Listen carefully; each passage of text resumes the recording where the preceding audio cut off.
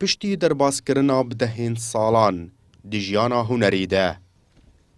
هونەرمەندێک کوردیە ناودار محەممەد عەلی شاکر کۆچا داوی کرد. بدەهان هونەرمەند و ڕەوشەمبیر بەشداری رێوڕسمان بوون. و تەواهی ئەوان تەکەزی سەر ڕۆلا محەممەد عەلی شاکر دە ئاواکردنا هونەرا کوردی دەکردن.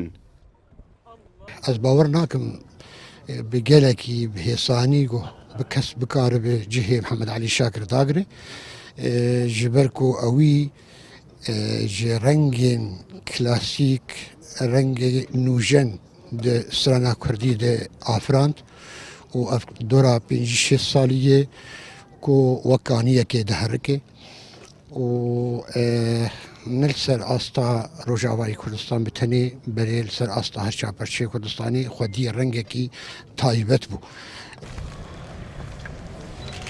محەممەد عەلی شاکر درێکا هونەر و سترانên xwe de nûnertiya êş û derdê gelê xwe dikir.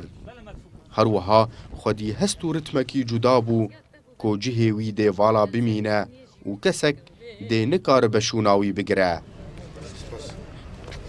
يعني هنرمندكي مزن وقدر بلند وك ماموسة محمد علي أوقاس ستران وأوقاس إيشا قلي خوا إيشا ملتي خوا كاريبو بين زمان أبينا ملتي خوا هنرا ملتي خوا چاندا ملتي خوا براستي والا بوني كبهل يعني هونەرمەند محەممەدیەک ji stûnên strana Kurdî bû. Nemaze di dema veguhestina helbestê bo stranê. Li gel gelek hunermendên navdar wek Mihemed Şêxo, Saîd Yûsuf û hin navên din.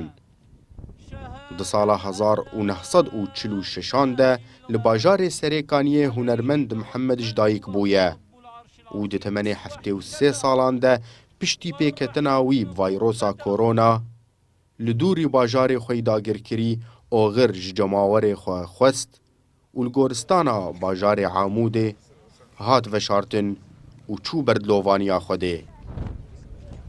Ekrem Salah, Kurdistan 24 Amûdê.